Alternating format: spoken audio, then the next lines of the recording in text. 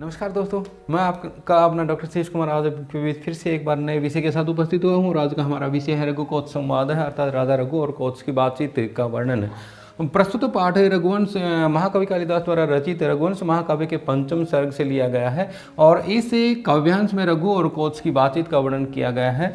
जब वर्तंतु ऋषि का शिष्य कोच अपने गुरु से 14 प्रकार की वेदांग आदि 14 प्रकार की विद्या ग्रहण करने के पश्चात उनको गुरु दक्षिणा देने के लिए आग्रह करता है और बार बार कहने पर भी गुरु उनको मना करते रहते हैं, लेकिन वो नहीं मानते। तो अंत में वर्तंतु ऋषि गुस्से में आकर उनको 14 करोड़ स्वर्ण मुद्राएं देने के लिए कह देते हैं, लेकिन देने के लिए कोच के पास 14 करोड़ स्वर्ण मुद्राएं नहीं है। तो उन्होंने इसके लिए एक उपाय खोजा। उन्होंने राजा रघु के विषय में सुन रखा था कि बड़े दानवीर हैं, जो भी व्यक्ति उनके पास मांगने के लिए जाते हैं तो किसी को भी वो खाली हाथ नहीं लौटाते। और कोच राजा रघु के पास पहुंचते हैं, लेकिन राजा रघु तब तक विश्वजीत नामक यज्ञ को संपन्न कर चुके होते हैं और उन्होंने इस यज्ञ के उपरांत ब्राह्मणों को, याचकों को अपना सर्वस्व अर्पित कर दिया, सब कुछ दान में दे दिया है। इस समय वो उनका खजाना खाली है, कुछ भी नहीं है। तो वहाँ पर पहुँचने पर रघु और कोच का किस प्रकार का संवाद होता है, इसी की चर्चा इसमें की गई है। आइए देखते हैं। आज हम प्रथम श्लोक देखते हैं, पर पहले श्लोक में क्या बताया है।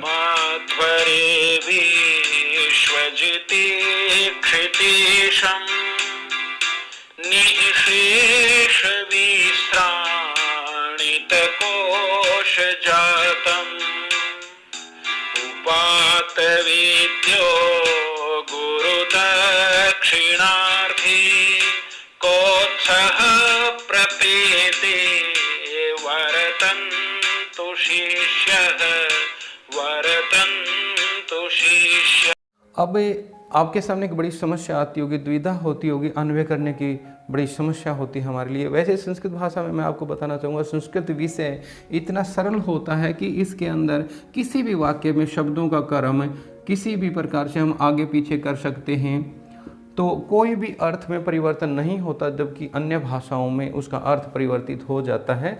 परंतु अब ज़रूरत है हमें इसको ढूंढने की, इनको एडजस्ट करने की, कि शब्दों को हम कहाँ से कैसे ढूंढें, अन्वय कैसे करें। आज बहुत आसान विधि मैं आपको बताता हूँ इसकी। सबसे पहले हम क्या करेंगे, इसको पूरे को पढ़ते हुए और हम देखेंगे कि इसमें क्रिया कहाँ है। अब क्रिया हम यहाँ देख पा रहे हैं कि प्रपेदे शब्द में क्रिया छुपी हुई है, अर्थात प्रपेदे का अर्थ है यहाँ पर पहुँचा या के पास पहुँचा। अब क्रिया जब आपने ढूंढ ली और क्रिया के साथ साथ आप कर्ता और कर्म आदि को भी ढूंढ लीजिए। यदि ये तीन चीज़ें आपने ढूंढ ली तो अन्वय करना बहुत आसान हो जाएगा इसका। और प्रपेदे आपने क्रिया को तो ढूंढ लिया, अब ये पहुंचा के साथ साथ दो प्रश्न खड़े हो जाते हैं हमारे यहाँ पर कि कौन पहुंचा, और दूसरी बात है किसके पास पहुंचा, किसके पास पहुंचा। ये दो प्रश्नों का उत्तर खोजते हैं हम। तो प्रपेदे अर्थात पहुंचा, कौन पहुंचा। अब कौन में कर्ता, कारकों का कर्ता में प्रथम विभक्ति और प्रथम विभक्ति में किसी भी शब्द के साथ विसर्ग नजर आते हैं, ये आसान सी पहचान है। तो हम देखते हैं अब कि पहुंचने वाला कौन है। यहाँ देखिए आप, उपाद्य विद्यो शब्द दिया गया है, जिसने विद्या प्राप्त कर ली है, विद्याओं को प्राप्त करने वाला, गुरु दक्षिणार्थी, गुरु को दक्षिणा देने का इच्छुक, कोच है कोच, और वर्तंतु शिष्य है, वर्तंतु ऋषि का शिष्य है। तो ये चार शब्दों में कर्ता कारक है, लेकिन मुख्य कर्ता एक ही होगा और वो कौन सा है, कोच। बाकी इसके विशेषण रहेंगे।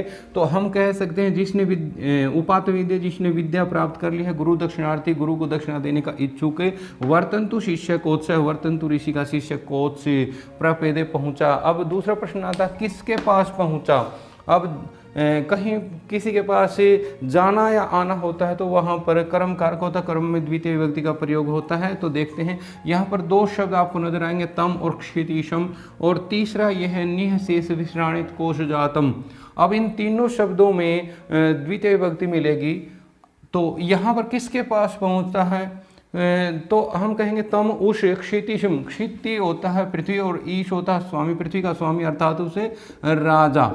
उस राजा के पास, कैसे राजा के पास है, निह शेष विश्राणित कोश जातम, निह शेष जो शेष नहीं बचा है, अर्थात संपूर्ण, विश्राणित दे दिया है, कोश जातम खजाना, जिसने अपना संपूर्ण खजाना दे दिया है, ऐसे उस राजा के पास पहुंचा। किसमें दे दिया है उसने, तो अध्वर्य विश्वजीति, विश्वजीत नामक यज में। तो हम इस प्रकार से इसको कहेंगे कि निह शेष विश्राणित कोश जातम अध्वर्य विश्वजीति, जिसने अपना संपूर्ण खजाना विश्वजीत नामक यज में दान कर दिया है। तम क्षितिशम, उस राजा रघु के पास उपाध्य विद्या गुरु दक्षिणार्थी वर्तंतु शिष्य कोत्स है, जिसने विद्याएं प्राप्त कर ली हैं, गुरु को दक्षिणा देने का इच्छुक वर्तंतु ऋषि का शिष्य कोत्स से पहुंचा। कहने का तात्पर्य यह है, जब वर्तंतु ऋषि से उसके शिष्य कोत्स ने 14 प्रकार के वेदांग आदि 14 शास्त्रों की विद्या प्राप्त कर ली थी, तो उसके बदले गुरु द्वारा 14 करोड़ स्वर्ण मुद्राएं मांगने पर वो उस धन को लेने के लिए राजा रघु के पास से पहुंचता है।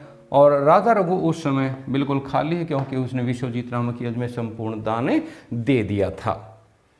अब इसके बाद हम देखते हैं द्वितीय श्लोक देखते हैं। दूसरा श्लोक क्या कहता है, इसमें बताया गया है कि जब वो राजा रघु के पास कोत्स पहुंचता है, उसके द्वार पर पहुंचता है और वो खाली है, उस समय खजाना खाली है, उसके पास कुछ भी देने के लिए नहीं है, तो लेकिन वो द्वार पर आकर किस प्रकार से कोत्स का आदर सत्कार करते हैं उसका वर्णन करते हुए कालिदास जी कहते हैं,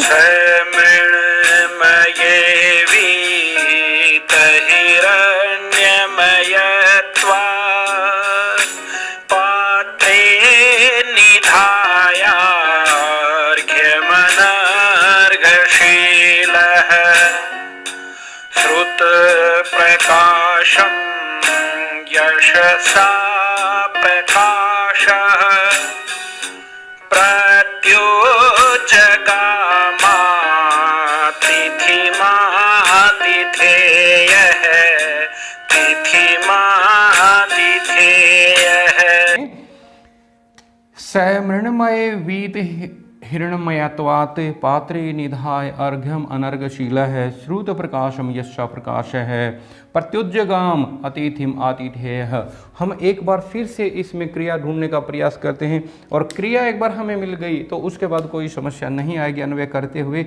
तो यहाँ पर देखिए आप निधाय और प्रत्युज्जगाम, प्रत्युज्जगाम के का अर्थ होता है पास उठ कर गया, अर्थात के पास पहुँचा, या मैं इनको पास उठ कर गया, प्रत्युज्जगाम। और निधाय का मतलब था रख कर।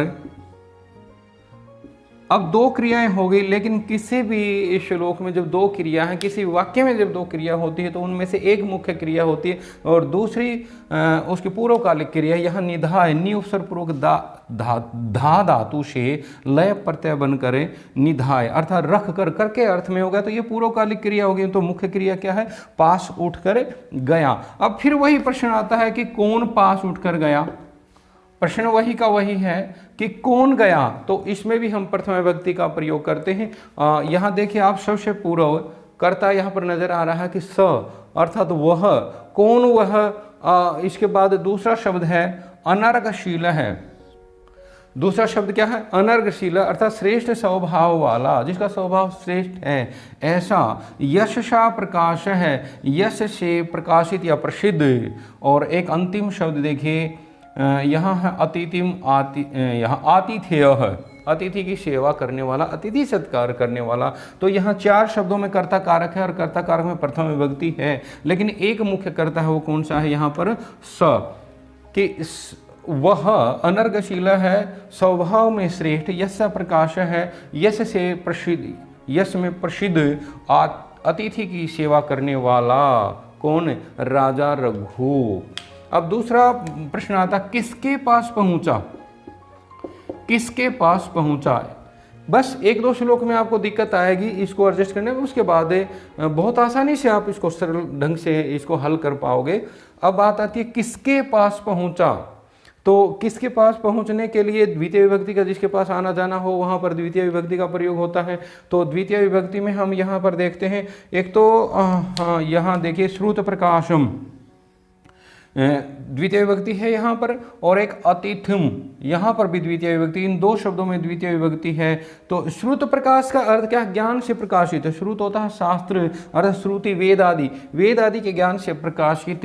अतिथि कोत्स के पास पहुंचा, अतिथि कौन था वहाँ, कोत्स। तो यहाँ पर कर्ता हो गया, हमारे पास कर्म हो गया, और बाद में हम इसको जोड़ लेंगे। अब देखिए, मृण्मय मिट्टी के बर्तन में, वीत हिरण्यमयत्वात्, वीत माने समाप्त हुए, हिरण्यमय माने सोने के अर्थात सोने के बर्तन समाप्त हो गए हैं जिन्होंने दान में दे दिया है। और मृण्मय मिट्टी के पात्र में, बर्तन में निधाय रखकर, अब क्या रखकर, अर्घ्यम पूजा सामग्री को रखकर। कौन गया, वह श्रेष्ठ स्वभाव वाला, यश से प्रसिद्ध, अतिथि की सत्कार करने वाला, अतिथि की सेवा करने वाला राजा रघु, श्रुत प्रकाशम अतिथि में ज्ञान से प्रकाशित उस अतिथि कोच के पास प्रत्युजगा में पहुंचा, यानी कि उसके पास गया, उसका आदर सत्कार करने के लिए खड़ा होकर वहां से उसके पास से उठकर द्वार पर उसका आदर सत्कार करने के लिए जाता है। तो इस प्रकार से यदि हम देखेंगे तो बहुत आसान हो जाएगा हमारे लिए अन्वय करना, और एक दो श्लोक में आप इस प्रकार का थोड़ा सा प्रयास आपको करना पड़ेगा, आगे किसी भी प्रकार की प्रॉब्लम आपके लिए नहीं आएगी।